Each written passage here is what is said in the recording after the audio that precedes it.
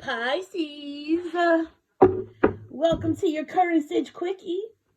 I think because if you're a Pisces, this is your second time coming back, maybe. I hope so. I'm trying to grow my following, y'all.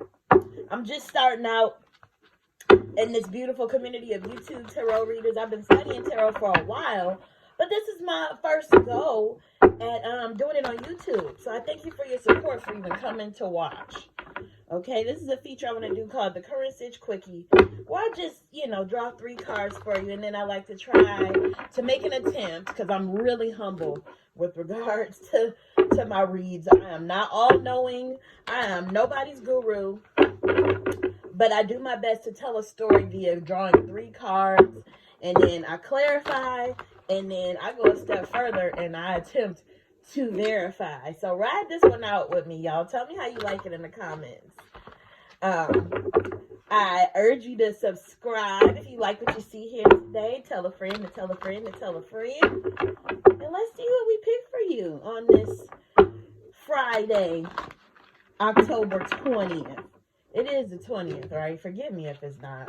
Mama brain. All right. Spirit, give me 3 cards that tell us about current situations and gives us insight from my Pisces, from my fishy friends here. So we got the moon. Interesting, since it's the week of this full Aries moon. Okay. So you pulled the moon, the 7 of Wands, and Knight of Pentacles. So, again, it's really interesting that you got that moon card, because we had this full moon this week that, everybody was just raving about, and, trying to get people to set their intentions in time and do all of this stuff. It was a beautiful moon. What I did for it was just, I took a salt bath and, just really relaxed, set some intentions, and tried to think about some things that I want to manifest in my life. But the moon is always a reminder to go back to our primal instincts. A lot of words that we associate with being crazy are in fact connected to the moon, because the moon just sort of sometimes gets a bad rep as far as, making people off kilter and, making people act out of sorts, when really the moon is actually kind of what brings us back to center. It centers us and grounds us.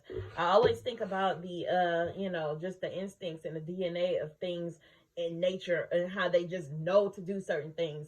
How bees know how to make those perfect, hexagons or whatever it is that makes up the honeycombs, that perfect shape for each hole of that honeycomb. How birds do their migration patterns. Like, didn't nobody tell them to do that, except God, I think. But, other than that, it's just in their DNA and in their instinct to do it. In the cards, you see these wolves howling to the moon, and you see that lobster coming out the water, almost kind of like, oh, what they up to? Let me have some of that. And you see the moon, it sort of shines like the sun, and it's in the middle of those 2 pillars, which sort of represents, gives an element of balance to the picture. Again, wolves howling at the moon. Nobody says, hey there, little wolf, go out and howl at the moon. Hey, coyote, you go do the same. No, they just do it. So can you imagine what we as humans could achieve if we just did what naturally, occurs in our DNA sometimes, right? And not have it be socialized out of us, growing up. Second card you put is the 7 of Wands.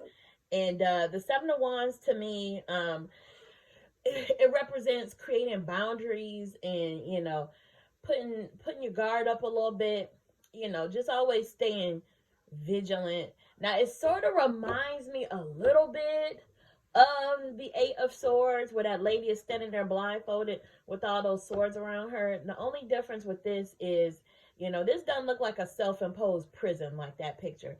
This just looks like, I'm street smart, I know what's what.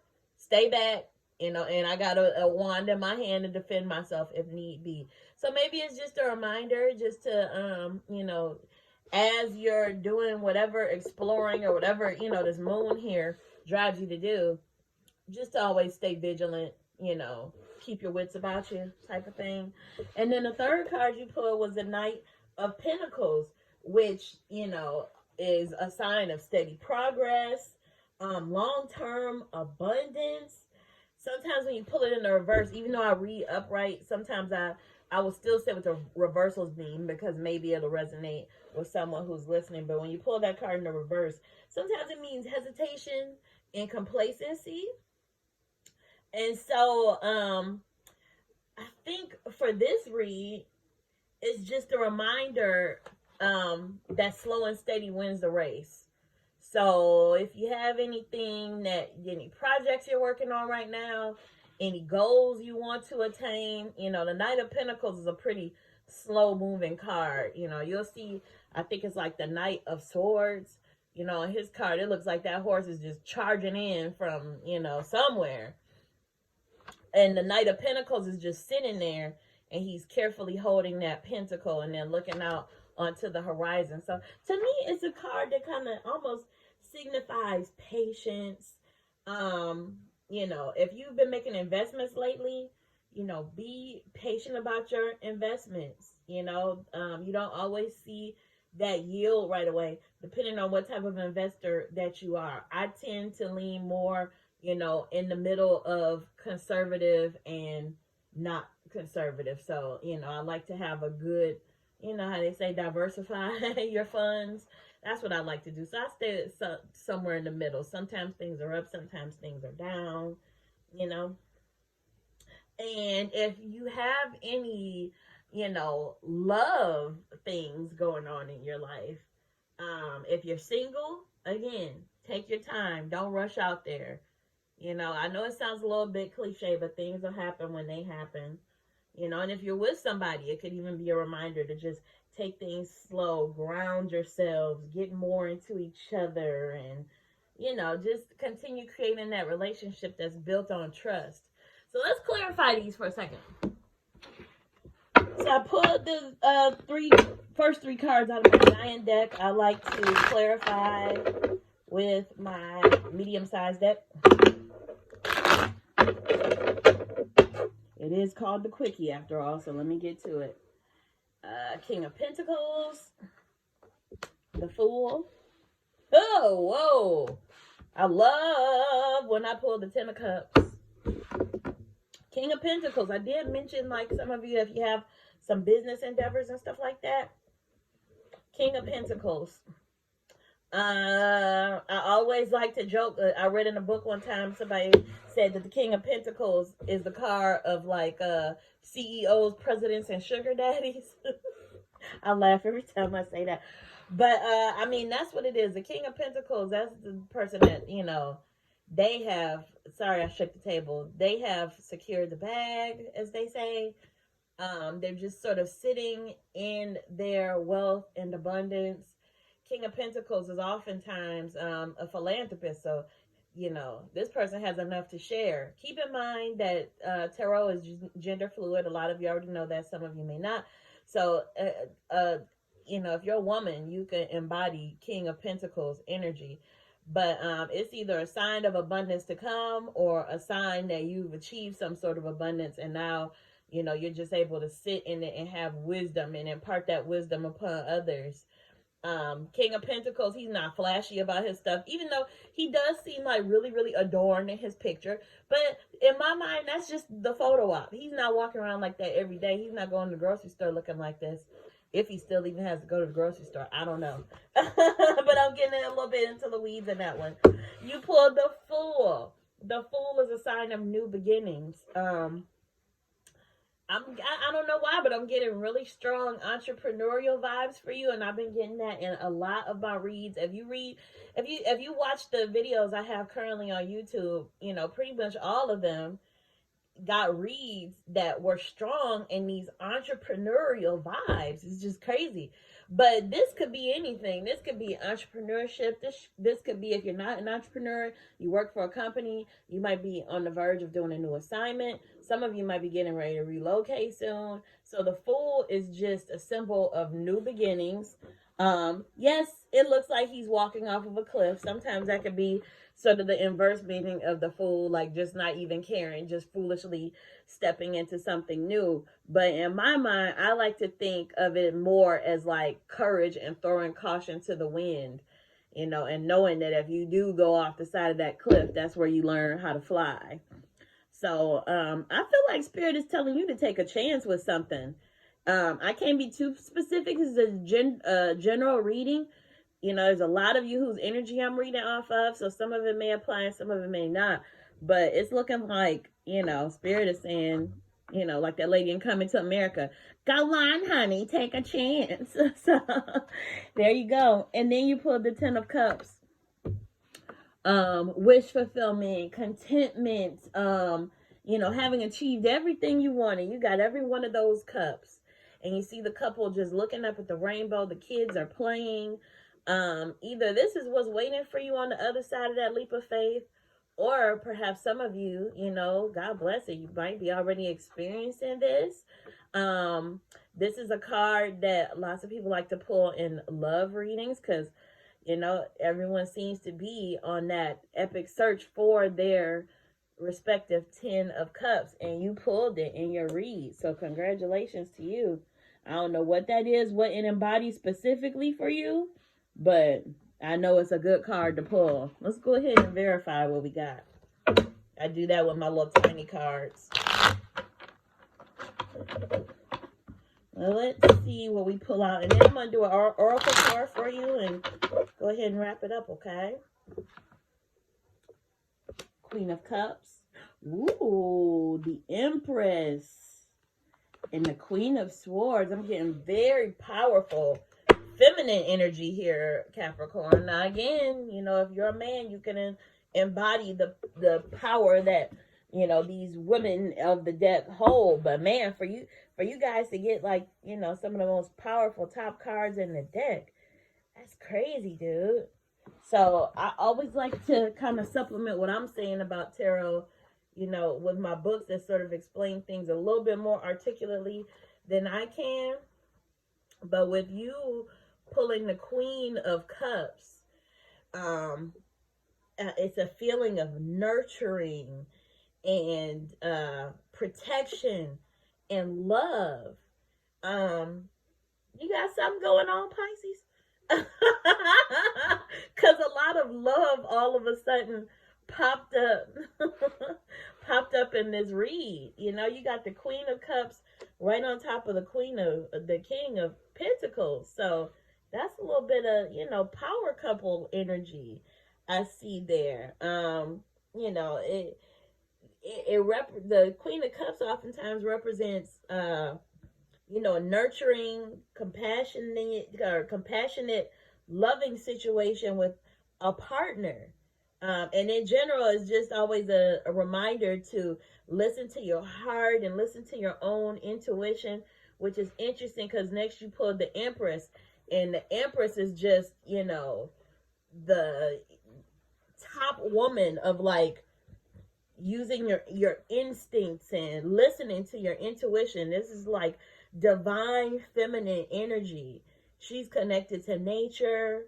The Empress, oftentimes the Empress done been through it, she's not sitting up there for nothing and with nothing, she's oftentimes went through some pain, and that has built up her empathy reserve. So she's very empathetic.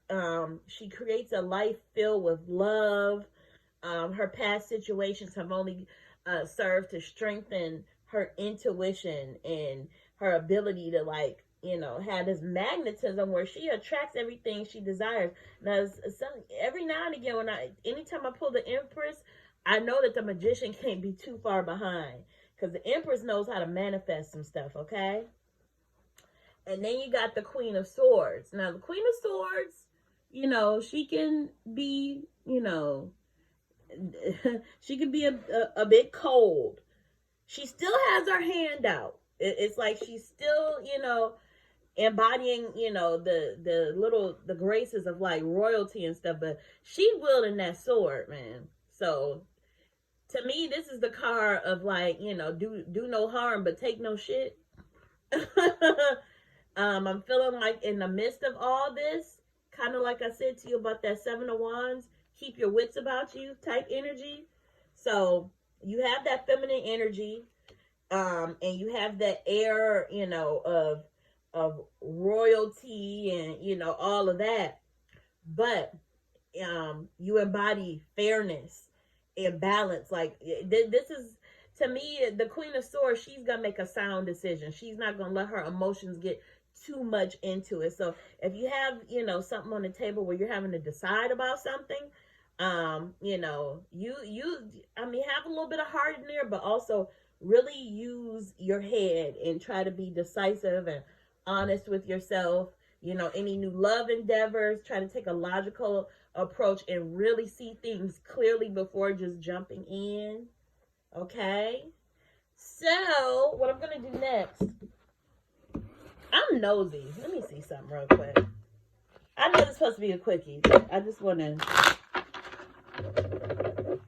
Tell me more about Queen of Swords. Oh! 10 of Cups again? I feel like Spirit just told me, shut up, put them cards down. I said what I said. What else we got here? Okay, yeah, you got, I'm not going to explain all of these that I'm pulling, but just know you're getting some good ones, man. You're getting lots of signals of like wish fulfillment. I still see a little bit of love in there. I'm just going to leave it right here, Pisces. This is a good read for you. I can't believe you pulled the 10 of Cups twice. So let me just, I'm using the Alice in Wonderland Oracle. I'm going to pull an Oracle card for you real quick, and then I'm going to let you go about your day. I hope you enjoyed this. I hope it resonated with you. Oh, I need to use these more. I love my decks that are, you know, just broken in, and they just do exactly what you want them to do. What is Alice in Wonderland Oracle telling us today? See, I can't even do my little fan that I like to do. Come on, Alice. All right, let's see what it put at the top. Curiouser and curiouser. Let's see what it has to say about that really quick. That is card number 9. My favorite number is 333, so anytime I see a 9, that's a derivative of that. Discovery, inquiry, weirdness, curiosity. When we enter new surroundings and allow ourselves to discover the wonders that lie within us, we often find ourselves feeling fascinated and filled with awe at what is taking place. When everything seems new and exciting, we can be filled with the kind of wonder that's most often thought to belong to children. The truth is, we can all tap into that wonder again. We can be filled with curiosity and experience a desire to explore and discover. This is where you find yourself when this card is pulled. You might believe what is taking place is weird or odd, and indeed it may be. You might be discovering things about yourself that you would have once thought impossible or even denied. But now you know you have so much within you that you are only just beginning to know all of who you are. When this takes place, just like Alice, we grow. Of course, this does not mean you will literally get bigger, but you'll be growing as a human. You're having new experiences, and it creates an expansive sense of possibility. This can seem quite uncomfortable and again strange, but it's also wonderful that you're growing in this way. So you may find yourself in weird places with new people among unfamiliar behaviors, and you may be changing, growing, developing, and discovering. Do not fret the discomfort. To stay in the wonder of the newness all about you. Open up, reach out, extend yourself, and grow. So, yes, indeed. You're at some sort of crossroads, Pisces. I want you to take that 10 of Cups, though. I want you to run with that. Because, you know, you're going towards something good. Okay? All right. Happy Friday. I'll post another quickie for you next week. In the meantime, thank you for watching. Press like, subscribe if you like me. And I will see you soon. Bye, Pisces. Mwah.